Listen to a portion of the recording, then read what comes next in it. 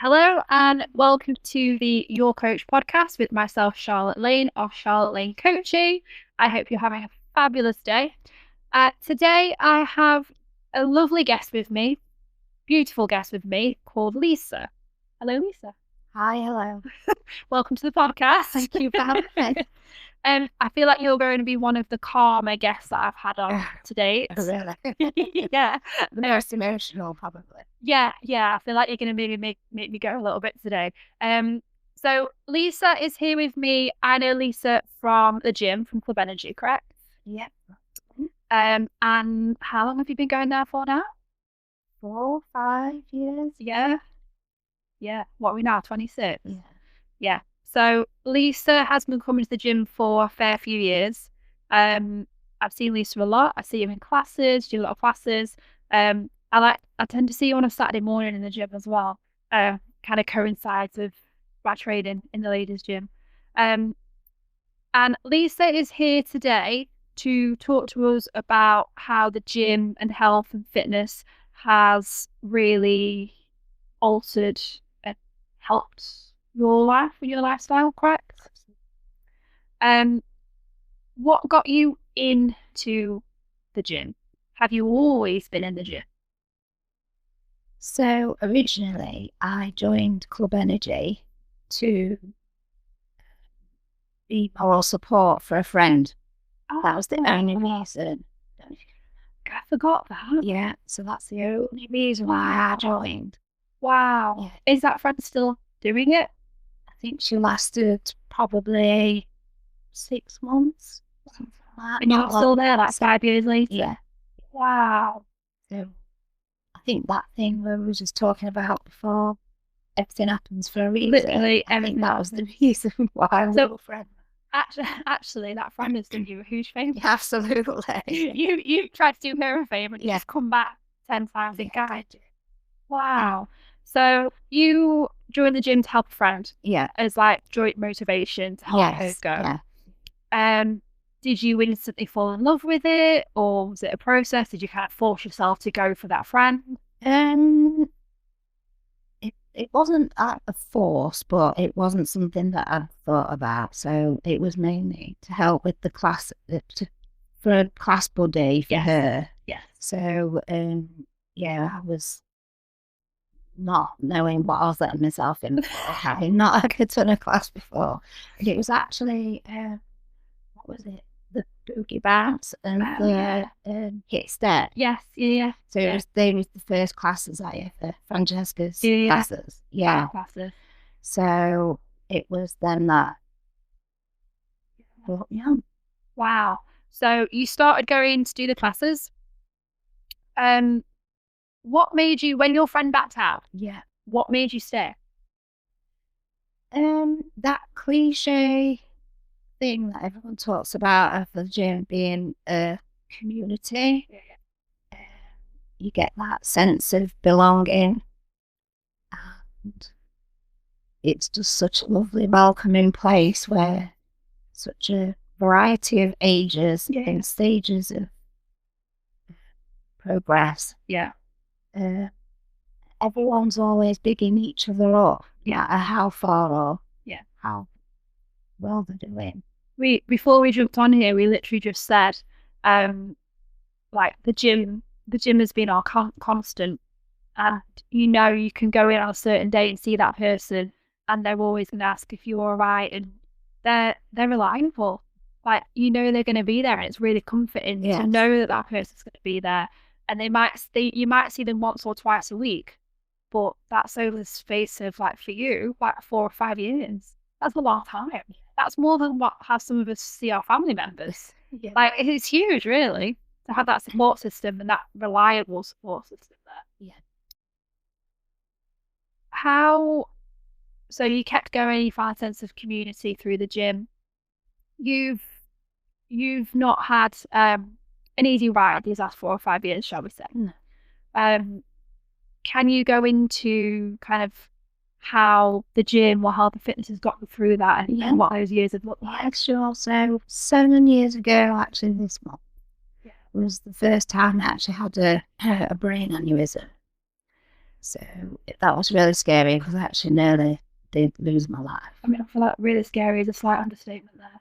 Yeah, Yeah. absolutely. So it was a shock to everybody. And obviously how I'd recover because of obviously being complications Yeah. with the brain is a massive thing. So no one knew until the recovery how it would be. Are you comfortable talking us through kind of like what happened and what that process was? So I had a really nasty breakup with the father of the kids. Yeah. So basically put down to stress from the breakup. Yeah. And it was one of those where I just got myself on my feet with the children, got a house. Yeah. I was just getting back to work. And I had high blood pressure. Right. And I kept getting it checked, but GP couldn't work out why. So there were certain issues, like they changed me from the depot injection to the pill. Yeah. Thought it was that. I'd literally been to the GP 2 days before, got onto the blood pressure tablets, and that's when it happened. No signs of anything, just, other than pressure. And I just woke up one morning just feeling just not right, something right, and I was just absolute, just wet through it, sweat, but couldn't work out why. So at the time, my brother and his wife were off work because Emily was due to have a baby. Right. So I knew my mum was around, but bearing in mind, I moved back to Worksop at this time. So that was the best for the children. Yeah. And my parents are in Medford. So I asked Leon to call my mum to take Leela to school. She was only 7 at the time. Right. And then as the morning minutes was progressing, I knew that something weren't right. So I asked Leon to call the paramedic, the ambulance. Yeah. And within minutes, a paramedic was there. My mum arrived and the paramedic, from my symptoms, knew that I was hemorrhaging. Right. So was taken to Doncaster where the scan showed that I was having a hemorrhage, it was bleeding, and then blue lighted to Sheffield where I had the surgery. That was a long process. So it affected my vision. Yeah. So I had basically a long eye. So the best thing in life, I think, when you're going through trauma is just to laugh about it. Humour. So So I had.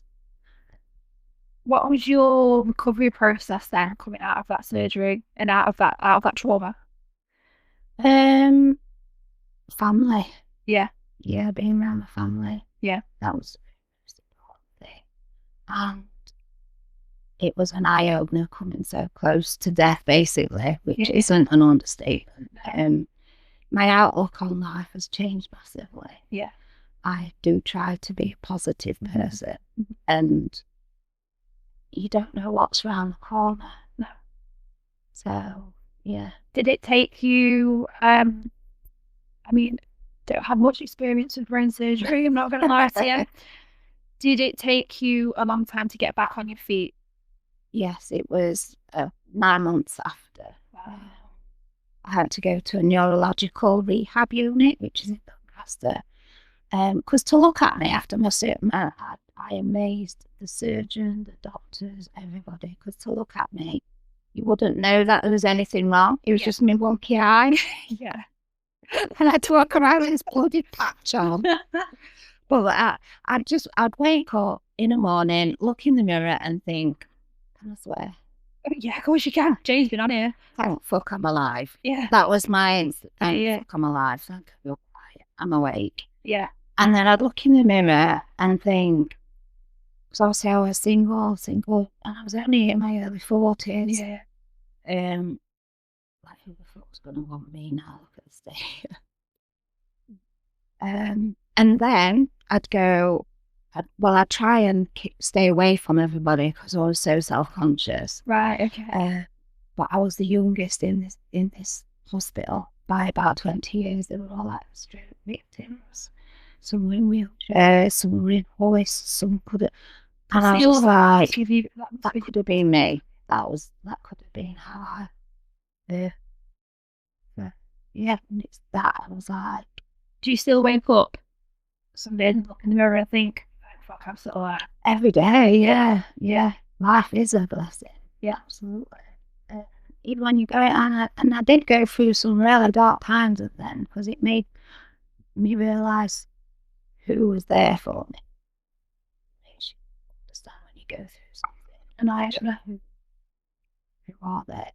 And it's private you who actually does make it appear. Who shows up when you need them to. Yeah.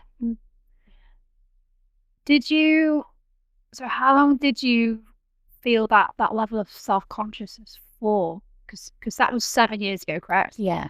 9 months of trying to get yourself back on your feet, recovering from the operation, the surgery itself, trying to get yourself back to feeling some kind of normal. I don't like that word. How long did you feel so self-conscious for? Because then a few years later, you take it, your mate to the gym. Yeah, I have always been self-conscious about myself. I like to be a woman who isn't even the most beautiful, be it someone you are. What when you look at, she's going to have her insecurities. Absolutely, yeah. It's normal. Yeah. Even though I do try and teach my teenage daughter, that's not the thing. That when you're focusing on something, the people that are looking at you aren't looking at those things that you think are negative. Honestly, I feel like such the biggest hypocrite in the world sometimes, because I preach self-confidence and self-care and self-love and all that. And I still look at things and put things on and feel really self-conscious. Like, it's just very natural. But I think it's learning to maybe quieten those voices and let the confidence take over self-consciousness to a certain degree as best you can. What kind of helps you come out of that to an extent? Surround yourself with positive people. Yeah. Notice how people make you feel when you're around them, I guess. It's like the time that we're in now. I have never been so confident. Yeah. And the comments that I'm getting now about my appearance, how I look, and do you believe them?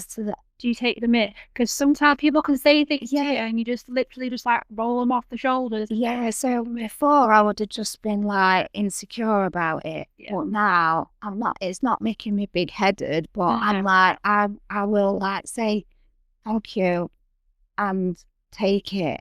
Whereas before I've never took it. And I think that's something that you see a lot of in a gym environment. People will more openly give you positive comments. In a world where we can maybe like drag each other, not drag ourselves down constantly, and there's there's a lot of hate out there on social media. In a gym environment, people aren't like that. No. People don't highlight what you can't do; they actually celebrate what you can do, and they're a lot more inclined to say it out loud. I think, which is a nice thing. So that's a hell of a rocky road before we've got to the gym and the exercise, kind of like finding its way into your life. You found the gym, you found a sense of community, it became part of your routine, part of your lifestyle. How has health and fitness kind of helped you navigate the last 4 or 5 years? Because I'm guessing, well, I'm not guessing, I know it's not been a smooth one. No. How has it helped and what has it helped you through? So going back to the health issues, 2 years ago in April, I had to have more surgery on another aneurysm. Can you remember that morning when I came to the gym and I was telling them I started crying? Don't worry, you're one of many people to come to the gym and start crying on me, so don't worry. That makes them cry. So yeah, it was a shock, and I think it's like PTSD. Yeah.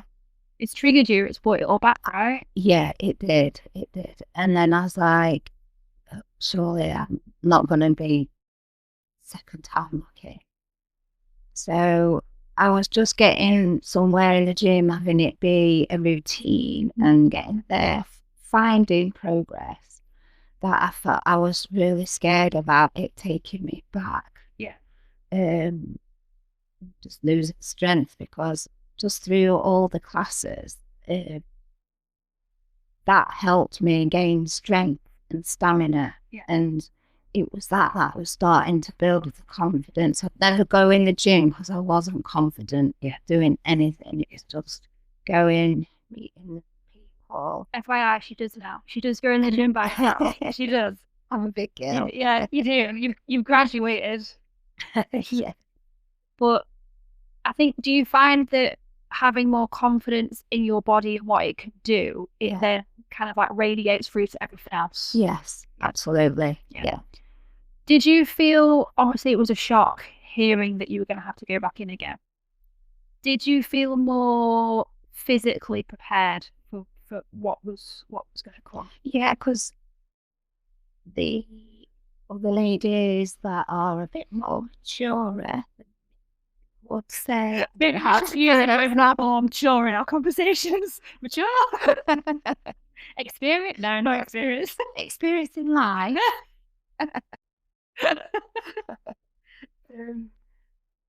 That have been through surgery and are fit. Yeah. It was that they were saying, you're fitter now, you're healthier. Yeah. You've got this. Yeah. So that was my saviour, if you like. Yeah. Yeah. And you got through it. I got through it, yeah. And how, so it wasn't as serious, this surgery. I mean, it's still very, very serious, but it wasn't emergent. It wasn't an emergency. It wasn't life-threatening. It was to help prolong my life, if you like. Yeah. So what was the recovery like coming out of that? It was just literally, I was in overnight and it was a week. Yeah. But I couldn't, because I remember the first time when I went back to the gym during that week and your face, you were like a cat and egg like. I was like, it's okay. I'm not doing anything. I just want to walk. I just want to be here. I have enough health and safety students. Yeah. Thank you very much. I don't care. I'm just going to walk on the train. I was like, please be careful. Because I think it was really rubbish weather because it was like, just get your sets in and walking outside, which what I was doing. Yeah. But it was just boring. Yeah. Obviously, I see a lot of people recover from surgeries, not that kind of surgery. But I've seen people have operations and come back. And obviously, once your doctor specific to what you have had done, once your doctor signs off, they will start you can. And I will always say to people, if your doctor says you can do it and it's going to make you feel better, just come and do a little tiny bit. Yeah. Obviously, it depends on personal situation and circumstance, but I've seen a few ladies just come. It's a change of scenery. Yeah. Getting out of the house. Yeah, it was that. It's a little mood booster to just have somewhere else to go that's not in the house, and feel like you're actually doing something good for you. That's going to help. Yeah. Yeah. It scared me a bit that day, I'm not going to lie. So that was what, a couple of years ago? Yeah, so that's 2 years ago. Wow. And health-wise, how are we now? I think I'd like to say that I am 100% in better shape and health than ever. Yeah. I've only got to the age of 48 to realise that. It's okay, you're younger than Jane and Carla. They're going to kill me for that. I did it to annoy him. So physically, healthiest you've probably ever been. Yeah. I also wanted to get you on chat here because I know how much you appreciate exercise for the mental health benefits. Yeah. Huge advocate of that. Mentally, so we know physically how exercise has helped. How has exercise in the last 5 or so years helped you mentally and emotionally? So, having been through some not very good times with work, yes, I found that coming to the gym was like a release, feeling the pressures. Like, and this was obviously on top of all the health things that were going on in the background, all the medical issues that were going on in the background. You've gotten over those. You've done those hurdles, but then you've still got everyday life going on in the background too. Yeah. So would you say that the gym has really, really helped you and been a huge part over the last few years? 100%. It's one of those where it's for my well-being, as well as the exercise. But I always feel that when you go, you're being in a bad mood, had a really shit day, and I go to work for 9 o'clock. I'm there till 5, half 5, and I get changed at work, and that's me out the door, and I'm running, and I'm straight at the gym. I don't go home. That's like your escape. Yeah. And shit day, go gym. Yeah, and then you come out feeling so much better. Yeah. That's why, and again, we spoke about it briefly just before we jumped on. Similar to you, the gym is my constant, my fail-safe, my kind of emotional crutch, so to speak.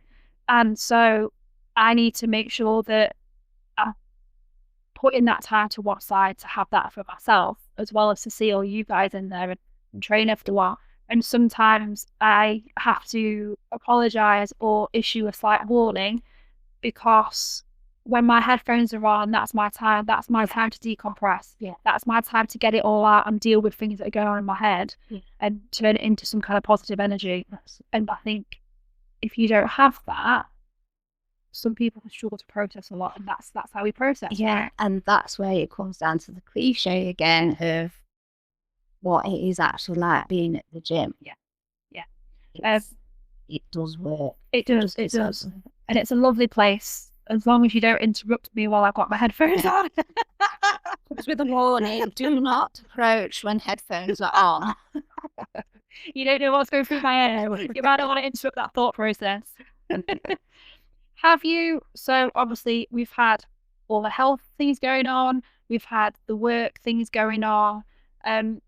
Have you had a smooth ride with the gym, so to speak?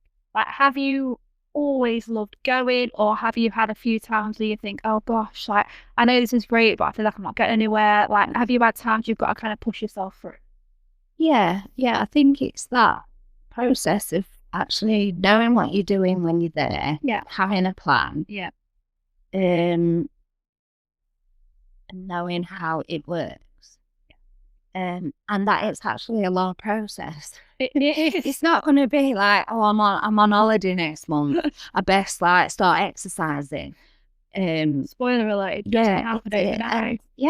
It's got to that age that I am now to actually realise that you have to put in the work, the effort. Some days are more shit than others, and you feel like you're tired, but that's okay, because we're full of hormones. So it's going to be up and down everywhere.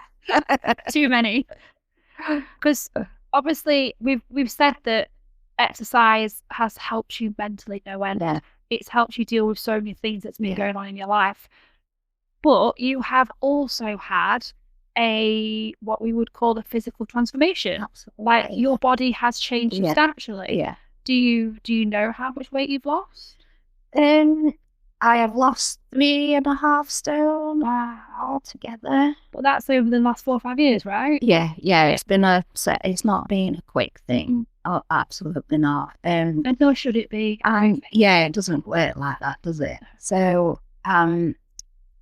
it was building my strength up, getting the stamina, which all the classes helped. And then I realised that lifting weights was going to be really helpful. Obviously, Becky's weightlifting classes. Weight classes. They're the ones that inspired me, really.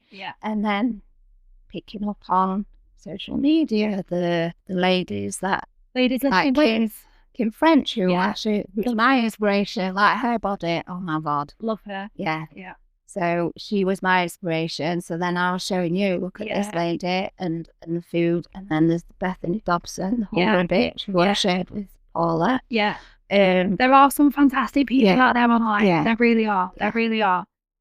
Which is why, like, if we find them, it's nice to have that community Yeah. to then share the positive influences Yeah. that actually know what they're talking about.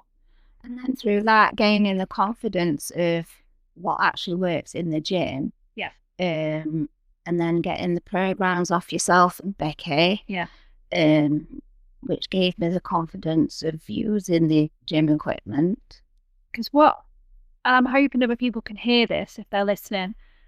What I'm hearing is where you started, you had very little to no self-confidence.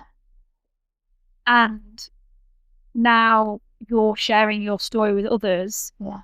The process that it took to get you to the place where you feel comfortable and confident and actually really happy and excited to be in that gym environment that can be so off-putting for people.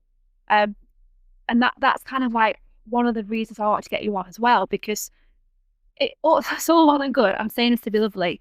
Getting Jane and Carla on, they're loud characters in the best possible way, right?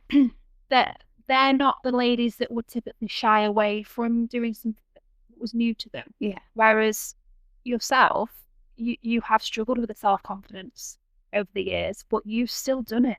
Like, you've got yourself in there, you've stuck with it, and you've found something that really works for you, but you've progressed. Yeah. You've not dived in and made it something that's going to be too terrifying and too off-putting for yourself. You've done it in such a lovely, lovely way that it's still working for you to this day. Yeah. And you still see results. Yes. Yeah. Like mentally and physically. That's okay. That's all right. Do you think, or what do you think your life would look like now if you hadn't found exercise? I think I'd probably still be stuck in that rut of not being confident. Yeah. The most amazing thing for me is that me and Andrew have recently been on holiday, and my son is 24, and I've never worn a bikini since before he was born. And now I can't wait to go on holiday again to wear a bikini. I just went, well, I was just like so confident. Yeah. Just walking around. Yeah. It's not just that, it was like when we went to the spa before and I was in a costume. Yeah. You know, before I'd be all like hunched over and trying to cover my belly, but now I'm like upright. I'm like, look at me. Do you feel like, obviously you've worked really hard for that, like inside and out, to feel that level of confidence, but do you also find a lot of it is in our head? We think everyone's looking at us, everyone's judging us, everyone's thinking this, everyone's thinking that. Do you think then actually being used to an environment where people don't give a shit, or if they're there to lift you up and make you feel better? That is very true, because the conversations you have at the gym where the new ones that are saying, oh, I don't do that because I look an idiot, or I might get it wrong. You get more comfortable with looking like an idiot, right? And then I'll say, yeah, it's fine if you do that, because no one actually cares. You know, because it was about the pound class. Saying, oh yeah, I did this, but I didn't know what I was doing. I was like, no one cares. No one cares if you get it wrong. They're basically, because they're busy concentrating on themselves. So, like, worst case scenario, you look like a bit of a fool. You become more comfortable with looking like a bit of a fool and realise the world's not going to end and you're going to be all right. Yeah. So I do think it's a twofold thing, right? Yeah. You do that kind of inner work and outer work on yourself, but then also you stop giving less of a shit. Yeah. Yeah. So your life would look very different now. You'd be a very different person if you would have. Yeah. Yeah. Have you we've talked about quite a lot of things. Health, mental, physical, surgery, recuperations. Is there any words of advice you'd give out there for people that are listening that are maybe a bit apprehensive? I'd say just do it, but don't be so hard on yourself. And it takes time. A long time. Anything, without wanting to sound like your typical, quote of inspiration things to say, anything worth having is worth working for. Absolutely. And if it was that easy, everyone would do it. And just, it's got to be a long-term thing. Yeah. Like your health is your health. It's a lifestyle change for me now. Like the eating, it's I have lowered the intake of food, but I haven't cut anything out. If I want a cornetto, I'll have a bloody cornetto. Sure, right? Or chocolate finish. Oh, really? Oh, controversial. And I think that's the thing. People think they've got to like cut all these things out and go without and be miserable. Yeah. No, it's not. And I think now for me, getting advice from yourself, from Becky, and other ladies, the social media girl, everything's for me has all clicked into place now. So I'm at a level where I don't have to like think about doing it. It's all natural. Have you learnt to filter out the bullshit? Yeah. But do you think that's because you are around people that will tell you straight, and you can have your bullshit alarm going off a little bit if you do see it? Yeah. It's still hard to not listen to the. Oh yeah, it is hard. It is. But I think that's a constant battle, right? Yeah. But you just have one voice, and hopefully it's the right one that gets a bit louder. That's why I come to the gym, and my lovely, I'm going to call them my gym mums. We know who they are. Yeah. We know who they are. So words of advice, words of wisdom, just do it. Just do it. Get scared, but do it. Yeah. That wasn't the little piece of throat, sorry. It just emanate out of me. Sorry about that. Have you got any questions for me? Sorry about that. That's the really uncomfortable I made you feel all morning. Sorry about that. I'm not prepared. What are your inspirations still? What are my inspirations? Yes. Do you know what it is? It's like really cheesy. I mentioned earlier I don't want to be like a massive hypocrite. And so my inspiration is to not be that. Yeah. I want to practice what I preach. Yeah. And I kind of want to be able to inspire other people to know that they can do it, but do it in a way that's personal, that works for them. That's not what. Yeah, that's true. But like yourself, my mental health relies a lot on exercise and routine, consistency. So I think that's why I do it, to keep myself mildly sane, to stop myself throttling anyone, and just to hopefully fly the flag for other people that kind of like are teetering on the edge of thinking whether they can do it or not, I guess. It's for people that don't understand gym, exercise, activity, fitness. There's a bit of a stigma still around it. It's like, oh, you're one of those, oh, you that, do you? Yeah. And it's trying to make people realise that it's not complicated. It doesn't have to take up hours and hours of your time, but it can actually change your life for the better so much. Whether that is your physical health, your mental well-being, your emotional regulation. I probably shouldn't talk about that because that would make me a hypocrite. But yeah, I think it's to help people realise how kind of quite simple it can be to change your life. Yeah. In your own life. It's in your control. There's a lot of things that aren't in our control, which your story has proven. Yeah. But you know you can control the gym and how that makes you feel. Yeah. And I'm very grateful for each and every one of you. We're very grateful you're there. Like, you are a big part of the gym fam. So I'm really glad. Do you want to give? I feel like you should give your friend a shout out that you actually went to the gym with, because I'm really glad your friend came to the gym, because then you've came with them. They've kind of, without wanting to sound cheesy again, but you know, they've changed a lot. They've changed a lot for you. But again, everything happens for a reason. It does, yeah. Thank you so much for coming on. Thank you for sharing your story. I know there'll be a lot of people that listen to that are kind of gobsmacked at whatever has gone off, but also hopefully find it quite inspirational to spur them on to do something. If anyone has any follow-up questions for Lisa, for myself, you know where I am. Just get in touch, pop me a message over. I will see Lisa just about every week in the gym, at least a couple of times, so I can pass on any messages if you want me to. And I'm sure if we're all really nice to her, if we have many questions, she may come back. Thank you very much. Thank you. Thank you. Enjoy the rest of the day. And you.